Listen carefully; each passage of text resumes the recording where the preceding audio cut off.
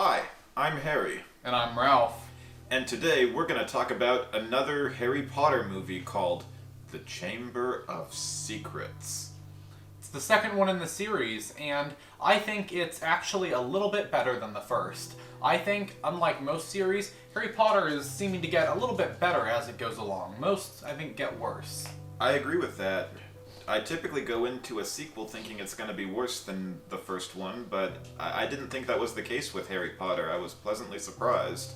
In this movie, Harry, Ron, and Hermione, as well as everybody else, is 1 year older. So Harry Potter has gone back home from Hogwarts, where we get to see his dreadful Uncle Vernon, Aunt Petunia, and his cousin Dudley, who's a real brat. I didn't think Uncle Vernon was quite as nasty in this movie as he was in the last one. He wasn't quite as abusive to Harry, and he did give Harry Potter his own bedroom in this one as opposed to keeping him in a storage space under the stairs. I thought that was a significant improvement.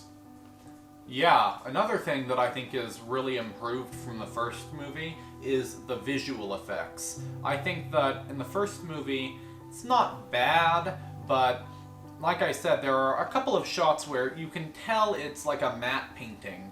You know, Hogwarts doesn't really look real. It's always dark, it always looks a little bit two-dimensional, and I think in this movie, not only does Hogwarts look better, it looks big, it looks 3D and just, a lot more visual, brighter.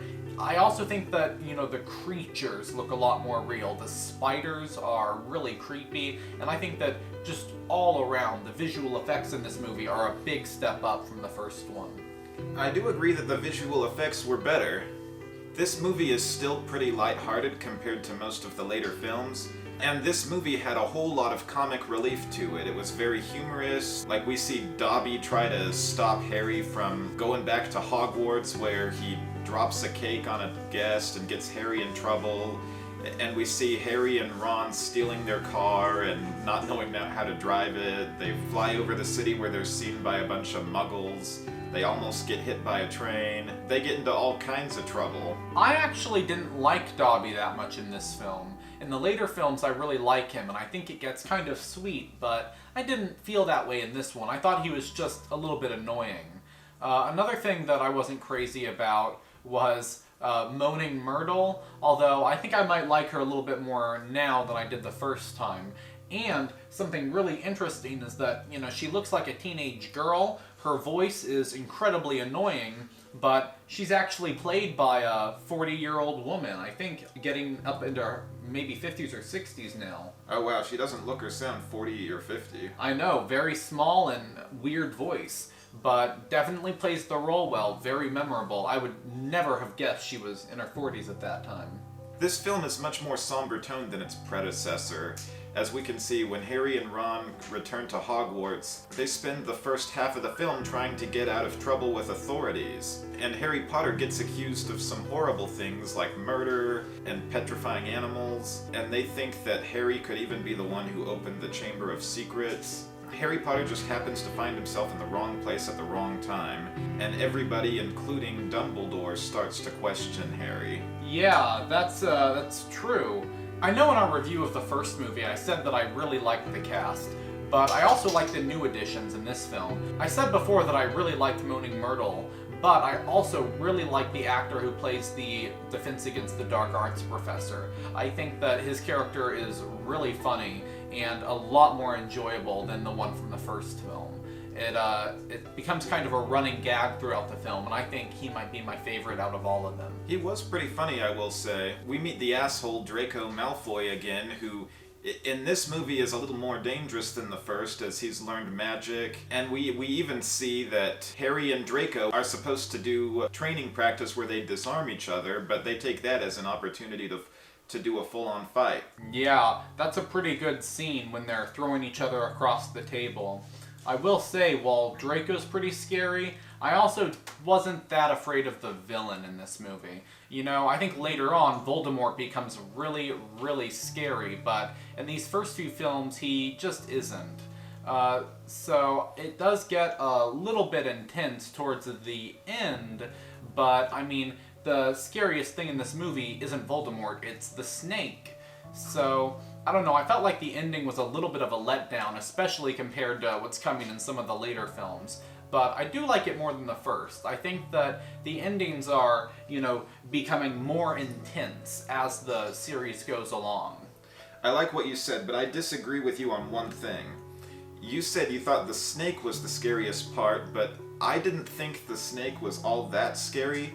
What scared me more is when Harry and Ron are supposed to follow this trail of spiders into the dark forest, and it's like right away that there's going to be a giant spider at the end of their trail. And a part that I thought was incredibly scary is when they go through this little cave, or whatever it is, and you see them follow this trail of little spiders, but then right behind Ron, there's this gigantic spider, I don't know how big, that just comes down from its web. And right there, you can see that they're about to end up in some serious hot water. Yeah, you're right. The spiders actually are the scariest thing in the movie, not the snake, now that I think about it. The spiders look great. I think they look better than anything from the first film. So, all in all, I personally consider this film to be kind of an all-around improvement from the first film, which is really good for a sequel. I think the cast is still kind of young, but they're really good for their age. And, I don't know, I just think this is a pretty good movie. What do you think? I can say that despite this movie being almost 3 hours long, I was fully engaged throughout the full movie, which is pretty unusual for something of that length. And it was wonderful seeing all the cast members again. We got to see Hagrid, who is just the most adorable thing ever. He's like a big teddy bear. And you see Dumbledore, who in this movie is like a Santa Claus. Professor McGonagall is like a grandmother. She's so caring. And then there's Severus Snape, who we now know is not out to harm Harry Potter, but he's still a guy you don't want to be messing with too much. Yeah. So what do you think you'd give this film out of 10? Aw man, this film was great. I thought it might have been slightly better than the first one, but it was not an all-time favorite movie. I'm gonna go ahead and rate it the same as the first at an 8.5. Ooh, I'm also gonna rate it the same as the first. I'm gonna give it a 7.5, but I think it's maybe just a little bit better. I think that, the series just gets better over time, but I think this one is one of the more minor improvements. I think the next film is where it really starts to get good, and 4 takes it to a whole new level. So all in all, I think we can say that we both recommend this film, and our average review and our average rating is an 8 out of 10 or 4 out of 5 stars. It's pretty good. It is. Good movie. Anyhow, thank you so much for taking your time to watch this video. Please subscribe and leave a comment below. Thank you and stay awesome. See ya. Bye.